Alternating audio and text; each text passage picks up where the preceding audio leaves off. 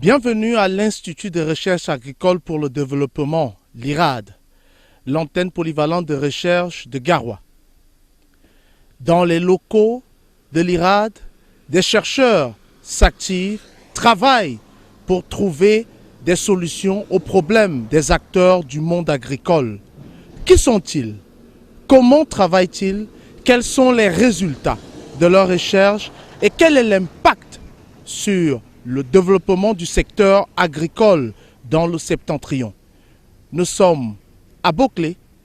Le docteur Basga, responsable de l'antenne polyvalente de recherche de Garoua, sera notre guide.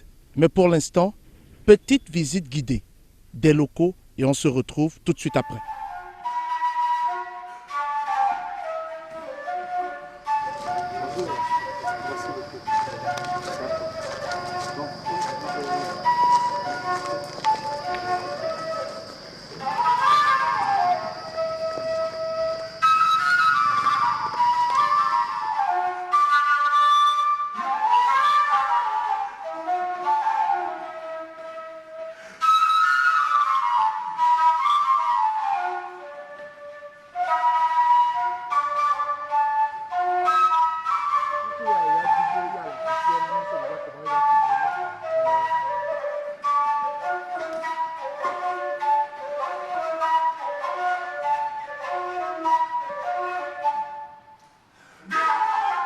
J'espère que vous avez aimé cette petite carte postale de l'IRAD, l'antenne polyvalente de Garoua. En tout cas, je vous invite à venir faire un tour, visiter et apprécier tout ce qui se fait de bien ici. Ici, justement, nous sommes dans le magasin et derrière moi, vous avez les produits qui proviennent des champs d'expérimentation de l'IRAD. Manassé a bien voulu nous ouvrir le magasin et le docteur Basga est juste à mes côtés. Alors, docteur, merci d'avoir accepté d'accorder ce petit entretien et pour cette visite guidée également à Noractu. Alors, on a le magasin. Tous ces produits proviennent, comme je l'ai dit, de vos différents champs d'expérimentation. Effectivement, ces produits proviennent de nos champs d'expérimentation, mais uniquement les champs qui sont au niveau de Sangré ici. Parce que c'est l'un des magasins que nous avons au niveau de la station IRAD de Garoua. Des tels magasins existent également du côté de Karewa, de Bibemi, de Béré, de Touboro, de Fignolet et partout. Alors, ce que nous avons ici, c'est uniquement ce qui proviennent des essais de multiplication ou bien de mise au point du matériel végétal au niveau de Sangré Paul. Alors, du maïs, des arachides, du sorgho, du niébé, et j'en passe. L'IRAD, vous nous l'avez dit, c'est 24 chercheurs qui sont en activité, travaillent sereinement ici. Quelles sont les différentes thématiques de leur recherche? Alors, comme c'était intitulé Station polyvalente de recherche agricole pour le développement, nous faisons dans tous les domaines.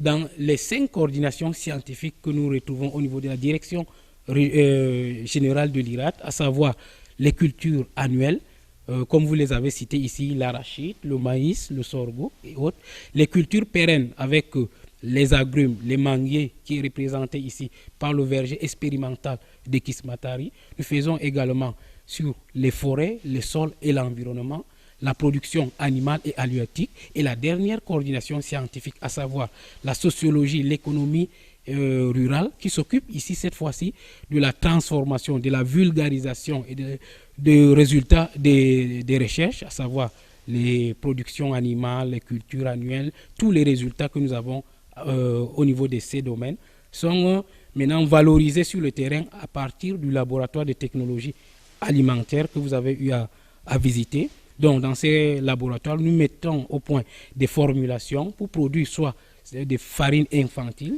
des farines enrichies pour la nutrition des plus petits. Et je pense que vous l'avez vu tout à l'heure ici avec Madame Laïla. Donc, c'est tout ce qui est passé, tout ce qui se passe à ses côtés. Et au niveau de ces labos, est annexé également un atelier.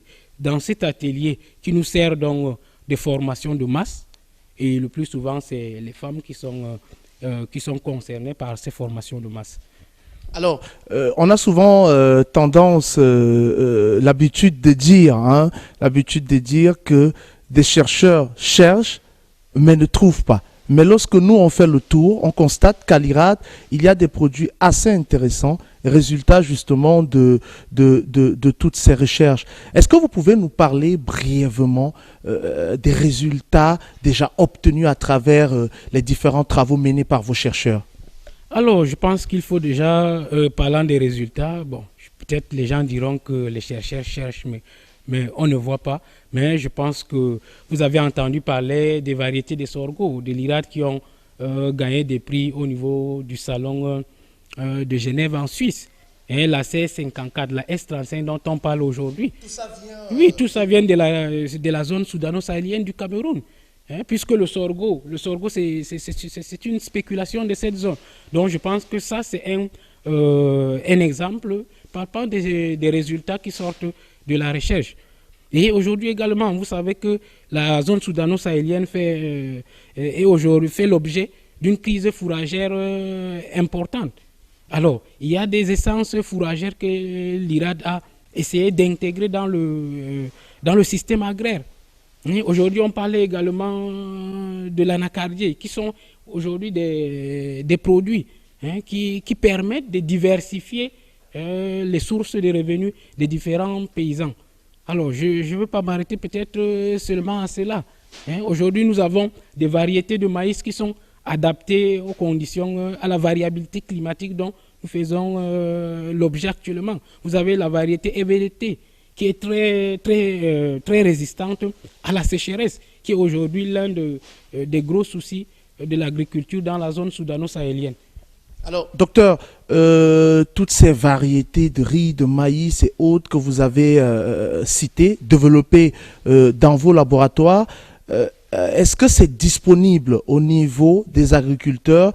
Quel est l'impact de vos recherches au niveau de l'amélioration justement du rendement en ce qui concerne l'agriculture et même l'élevage, puisqu'on sait que des travaux sont également menés dans le domaine vétérinaire? Alors, il faut dire que de plus en plus, nos recherches sont orientées vers les problèmes des paysans. Ça veut dire que c'est quand les paysans posent un problème, peut-être ils vont vous dire que non, parfois à telle période du cycle culturel de la plante, il y a des poches de sécheresse qui impactent sérieusement nos rendements, ou bien c'est la chenille légionnaire d'automne qui affecte soit le maïs, soit le sorgho et autres. Et c'est quand nous avons donc ces préoccupations, nous orientons nos travaux de recherche allant dans le sens de trouver des solutions à ces préoccupations. Alors, au niveau de la production animale, comme vous l'avez dit, aujourd'hui, nous avons parlé de la crise fourragère. Nous essayons de mettre au point des formulations alimentaires qui puissent permettre aux animaux de tenir pendant les périodes de soudure. Et également, nous faisons dans l'encadrement de proximité, c'est-à-dire apporter des soins aux animaux, aux bêtes des éleveurs. Et parfois en les appuyant dans la mise sur pied des propharmacies. Aujourd'hui, les éleveurs sont capables par eux-mêmes de détecter certaines maladies et savent déjà quels produits administrer dans le cas d'une ou d'une autre maladie. Alors aujourd'hui, quel est l'appui dont bénéficie l'antenne de Garoua de la part de la direction générale de l'IRAD pour pouvoir mener à bien tous ces travaux de recherche? Alors, nous voulons déjà remercier la direction générale pour tout ce qui est fait. Aujourd'hui, vous savez, il y a de cela quelques années, c'est la station de Garoua qui était... Les paysans devraient se déplacer de très loin pour venir à la station IRAD de Garoua. Mais ces 3 dernières années, nous dirigeons vers l'encadrement des proximités. C'est dans ce sens que des antennes, ici c'est la station, mais au niveau de la station, nous avons des démembrements que nous appelons des stations. Et je pense ici à l'antenne de Bibemi, de Béré, de Touboro, de Poli, Fiolet, de Karewa, de Djalingo. Tout cela, c'est pour être plus proche des paysans. Les paysans n'ont pas besoin de quitter de loin pour venir à Garoua. Ils ont une antenne IRAD dans les contrées. Et toutes ces antennes sont fonctionnelles, le personnel est sur place, motivé, travaille sans problème. Oui, toutes ces antennes dont j'ai énumérées ont à leur tête un chef d'antenne avec du personnel qui les suivent. Merci beaucoup, docteur Basga. Mais avant de partir, un dernier mot, peut-être un vœu à formuler, un message à adresser. Oui, peut-être un vœu à formuler. Déjà, nous avons vu que beaucoup de choses ont été faites au niveau de la station de Garoua et tous ces produits que vous avez eu à visiter, c'est à partir de l'appui que nous avons de la direction générale et du gouvernement qui passe par la direction générale qui est mis à notre disposition. Alors, beaucoup a été fait et beaucoup reste encore à faire avec vous connaissez les différents défis qui nous restent à relever et nous continuons à demander que des appuis viennent davantage pour que nous puissions vraiment apporter tout le potentiel que nous avons pour le bien de l'agriculture au niveau de la zone soudano-sahélienne du Cameroun. Merci, docteur Basga. Je vais vous laisser, mais moi, je vais continuer ma petite visite. J'ai en main du café de soja. Alors, je vais vous proposer d'aller découvrir quand même quelques jolies et belles curiosités de l'Irade de Garoua entre du cactus comestibles, peut-être vous ne le saviez pas, ou encore des techniques assez innovantes de conservation de la tomate, ou même du pop rice. Il y a beaucoup de choses à découvrir. C'est une petite séquence culinaire qui certainement vous fera saliver. En tout cas, prenez du plaisir. Nous sommes à l'IRAD, l'antenne polyvalente de Garoua. Bon appétit si vous salivez. Je me rends compte que on a de la tomate ici. C'est ça? Ici, c'est la pelée de tomate. Donc, c'est la tomate qu'on a transformée, qu'on a mis en boîte pour durer sa durée de vie, pour augmenter sa durée de vie. Et on peut conserver comme ça pendant combien de temps? Pendant 3 ans. 3 ans? Oui, celui-là a déjà mis 3 ans. Mais nous conseillons aux gens de le conserver pendant 1 année. Parce qu'on ne sait jamais, parfois le couvercle ne se ferme pas très bien. 1 année, c'est déjà bon.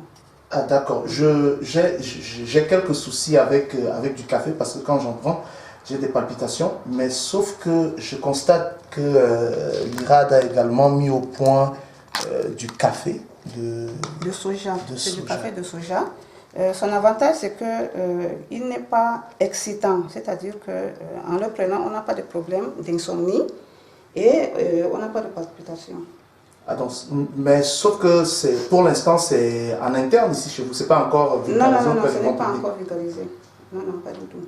Mais pas sur le marché. Sur le marché? Oui. Mais nous avons déjà fait des formations auprès des opérateurs économiques. Ah donc ça veut dire que vous avez appris aux gens à en fabriquer? Oui, des groupements de femmes. Ah, super, c'est intéressant. Je peux garder ça pour moi? Oui, dégustation personnelle. Ça c'est bon. Bon. Et ceci? Oui, ici, c'est des biscuits faits à base de farine de riz.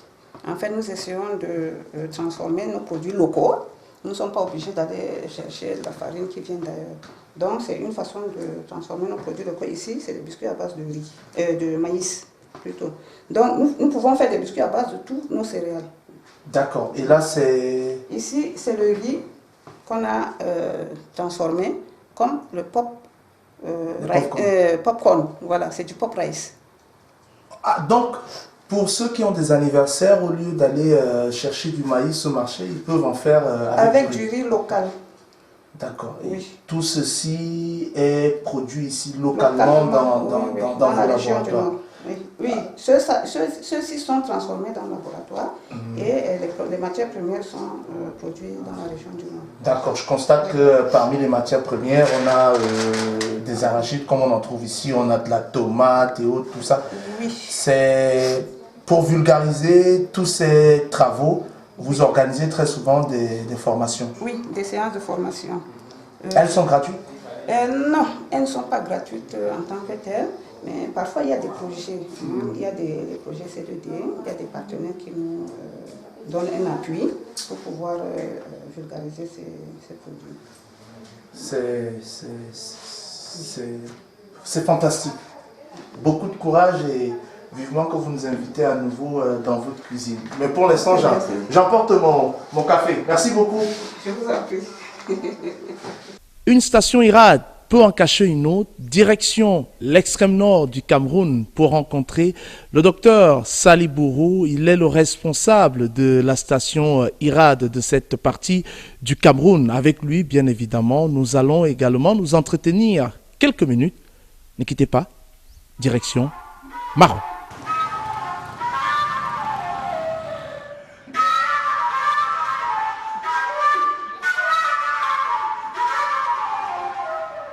Nous sommes à Maroua, capitale de la région de l'extrême nord. Nous sommes en compagnie du docteur Sali Bourou. Il est le responsable de la station IRAD de cette région. Une région qui fait face à des problèmes d'indisponibilité en eau, mais également d'aridité du sol. Docteur Sali Bourou, merci d'avoir accordé cet entretien à Nord-Actu. J'allais justement vous demander quelles sont les solutions que propose l'IRAD face à ces problèmes que j'ai énumérés, notamment l'indisponibilité en eau, l'aridité du sol. Merci vous êtes approché de nous par rapport à ces problématiques de l'eau et du sol au niveau de l'extrême nord. Vous savez, la région de l'extrême nord, c'est la région des extrêmes. L'extrême pauvreté en eau, extrême pauvreté en type de sol. L'IRAD, depuis longtemps, a beaucoup travaillé sur les sols, la restauration de la fertilité des sols, déjà la connaissance de cette typologie des sols, mais aussi l'IRAD travaille également sur la gestion de systèmes de culture sur ces sols assez fragiles. En termes de disponibilité en eau également, c'est l'une des régions où nous situons autour de 400 à 600 mm par an, qui est un peu très limite pour les cultures annuelles que nous connaissons. Alors, ce que l'IRAD fait, c'est d'adapter des variétés à ce contexte écologique, notamment le sol qui est assez fragile, mais aussi à ce pluviométrie très limitée.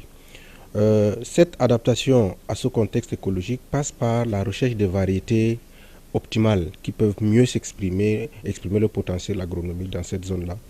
Alors, au-delà de cette recherche variétale, il y a un travail d'accompagnement technique qui se fait au niveau des producteurs en mettant en place des itinéraires techniques adaptés, en mettant en place des dates de semis assez régulières, mais aussi nous travaillons beaucoup plus sur la gestion la plus efficiente possible de la ressource en eau dans cette zone. Alors, à Garoua, on constate qu'on est beaucoup plus focalisé sur le maïs, les arachides, le sorgho. Mais on constate, lorsqu'on vient à l'extrême nord, qu'il y a quand même un accent particulier que vous mettez justement sur le sorgho. Pourquoi ? Déjà, il faut se dire que la pluviométrie nous l'impose. Parce que le maïs, c'est une culture qui a besoin d'à peu près 1200 mm par an. Je vous disais tantôt, nous nous situons autour de 600-700 mm. Donc, la culture du maïs est assez difficile dans la zone, dans le contexte de l'extrême nord. C'est pour ça que nous nous focalisons sur le sorgho. Et le sorgho, il y en a de deux types. Il y a le sorgho pluvial qui se fait pendant la saison des pluies, c'est-à-dire du mois de juin jusqu'en octobre. Mais il y a ce que nous appelons le sorgho de contre-saison. C'est ce sorgho que vous voyez en pleine saison sèche et que vous voyez que c'est assez vert et qui produit également. Ce type de sorgho nécessite une bonne pluviométrie pendant la saison des pluies et il est repiqué au moment des départs des pluies pour pouvoir bénéficier de la ressource en eau hydrique du sol. Alors, ces deux types de sorgho ont plusieurs variétés. On en a une dizaine au niveau du sorgho repiqué, c'est-à-dire du sorgho de contre-saison. Et au niveau du sorgho pluvial, on en a également une quinzaine. Mais il faut se dire que le choix de ces variétés dépend de l'objectif des producteurs. Il y a des sorghos de contre-saison qui sont prisés par les structures brassicoles. Et à ce moment-là, le producteur qui nous oriente par rapport à sa volonté. Mais il y a également des sorghos qui entrent beaucoup plus dans l'alimentation humaine et même dans l'alimentation animale. Donc, il y a une diversité par rapport à ce sorgho que nous cultivons dans notre zone. Et cette diversité est due au fait que la demande de la population également varie, suivant le contexte culturel, souvent parfois l'habitude alimentaire, etc. Donc, ce sont ces critères-là qui orientent notre travail au niveau de l'accompagnement des producteurs. En tant que chercheur, est-ce que vous avez cette impression justement que les résultats de vos recherches, vos travaux ont impacté de manière positive déjà en termes de productivité, mais également en termes de renforcement de la sécurité alimentaire? Oui, on se sent satisfait parce qu'aujourd'hui, quand vous venez à l'extrême nord, si vous avez constaté le long de la route, vous aurez dû constater qu'il y a une activité réelle de culture du sorgho dans l'extrême nord.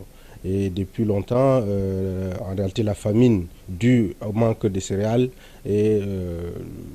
n'existe pratiquement plus. Alors ça, c'est également le travail de la recherche dont on ne parle pas beaucoup. Mais il y a également la mise à disposition de ces semences et l'accompagnement que la recherche fait au niveau des producteurs dans cette zone. Ça également, c'est un travail que nous menons. Il y a notre collaboration avec des structures. Nous sommes dans une zone assez agitée actuellement et vous constatez qu'il y a beaucoup d'ONG qui veulent également accompagner nos producteurs, mais ils se rapprochent de nous pour pouvoir avoir des variétés indiquées pour les zones où ils interviennent. Donc, nous sommes satisfaits de ce travail, mais on sait qu'il y a mieux peut être fait, mais on est satisfait par ce que nous faisons aux producteurs. Docteur Salibourou, merci. Nord-Actu est très heureuse d'être à Maroua et d'avoir pu passer ce temps avec vous. Mais peut-être avant de partir, un dernier mot, peut-être des doléances à l'endroit de la direction générale. Merci. Nous remercions déjà ce que la direction générale fait pour mieux connaître nos résultats. Également, nous sollicitons quand même que les médias puissent beaucoup plus nous accompagner dans ce que nous faisons. Vous savez, la recherche a été toujours considérée comme la grande muette. Mais je pense que pour une recherche de développement, il va falloir que beaucoup plus les médias s'intéressent à ce que nous faisons pour essayer de booster notre travail. Alors, docteur Salibourou, lorsqu'on vous écoute, les résultats sont plus que impressionnants, mais on se demande combien de chercheurs environ sont à l'origine de tous ces résultats? Vous savez, pour parler en termes de chercheurs dans la zone que nous couvrons, la zone soudano-sahélienne, c'est-à-dire la zone 1, on n'a pas été épargné par l'érosion des chercheurs. Alors, vous n'êtes pas sans ignorer que depuis 2015, il y a eu une vague successive de recrutement des chercheurs. Actuellement, nous avons un effectif autour de 70 chercheurs au niveau du centre IRAD de Maroua, dispatchés à travers les antennes et ces stations. Mais par le passé, ça a été un travail de fourmi. Il y a eu beaucoup de chercheurs aussi expatriés que nationaux qui ont travaillé qui ont contribué à ce travail que nous avons aujourd'hui sur la mise en place des variétés, sur la mise en place des itinéraires techniques, etc. Donc, ces jeunes chercheurs qui nous ont rejoints aujourd'hui, on ne va pas parler encore de leurs résultats. Ils ne font que apprendre encore leur métier de travail, mais les résultats palpables aujourd'hui que nous avons dans cette zone soudano-sahélienne a été un travail effectué par nos aînés, par nous autres aussi, qui ne sont pas nouveaux dans la maison, mais nos jeunes qui viennent d'arriver sont en train de s'imprégner de ce travail qui est en train d'être fait. Mais il faut remercier le gouvernement également d'avoir pris à bras le corps ce travail de renforcement des capacités en ressources humaines de la recherche scientifique au Cameroun. Après Maroua, direction Ouakwa, dans la région de l'Adamawa, Ngaoundéré plus précisément, pour rencontrer le docteur Oumarou Palou Madi. Et c'est lui qui est à la tête du centre IRAD de ce côté-là. Avec lui, bien évidemment, nous aurons un court entretien. Ça sera d'ailleurs notre dernière escale. Et vous savez ce qu'il vous reste à faire. Continuez à nous suivre sur nos différentes plateformes, Facebook, Twitter, YouTube ou même Instagram, pour avoir toute l'actualité du Grand Nord et toutes les personnes qui font cette actualité. Ngaoundéré, c'est maintenant.